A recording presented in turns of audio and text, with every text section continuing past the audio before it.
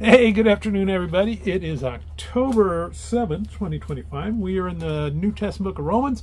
Had to use the phone today because I wasn't anticipating still being in my mobile office at this moment.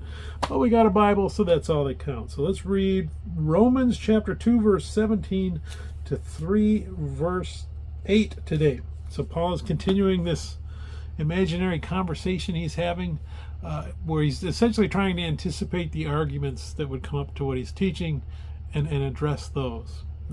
Since he doesn't really know anyone in Rome and he doesn't exactly know the situation on the ground, that's pretty wise of him to try and do.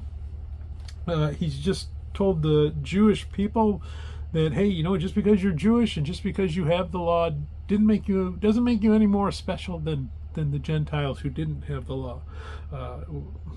You're saved by God, you're saved by God.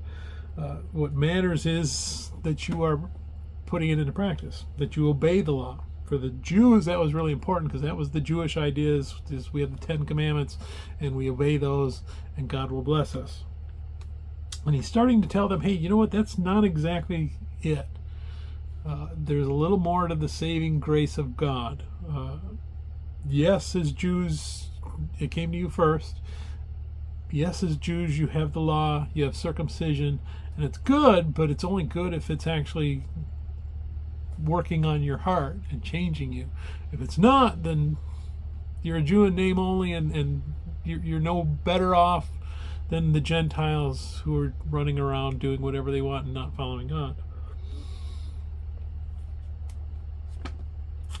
So if there's no law, and it doesn't matter about circumcision, then we should just go do whatever we want, and then God can save us, and the more we sin, the more he can save us. And then wouldn't that be great? And Paul says, no, that's not it.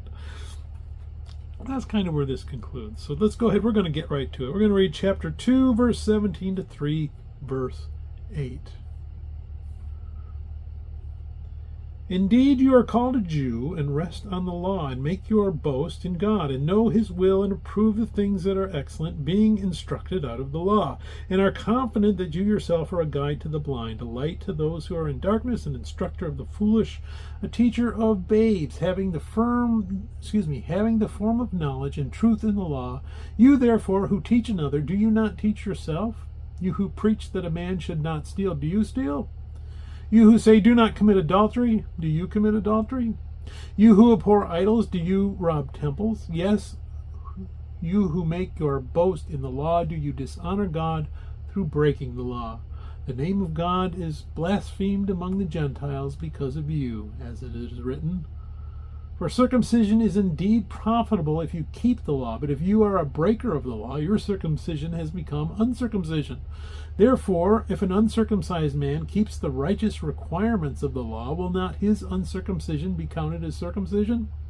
And will not the physically uncircumcised, if he fulfills the law, judge you, who even with your written code and circumcision are a transgressor of the law? For he is not a Jew who is one outwardly, nor is circumcision that which is outward in the flesh, but it is a Jew who is one inwardly, and circumcision is that of the heart, in the spirit, not in the letter, whose praise is not from men, but from God. What advantage then has the Jew, or what is the profit of circumcision? Much in every way, chiefly because to them were committed the oracles of God. For what if some did not believe? Will that unbelief make the faithfulness of God without effect? Certainly not. Indeed, let God be true, that every man a liar, as it is written, that you may be justified in your words, and may overcome when you are judged. But if our unrighteousness demonstrates the righteousness of God, what shall we say? Is God unjust who inflicts wrath? I speak as a man. Certainly not, for then how will God judge the world? For if the truth of God has increased through my lie to his glory, why am I also still judged as a sinner? And why not say, let us do evil that good may come, as we are slanderously reported, and as some affirm that we say? Their condemnation is just. May God bless the reading of his word. May God bless you. Bye.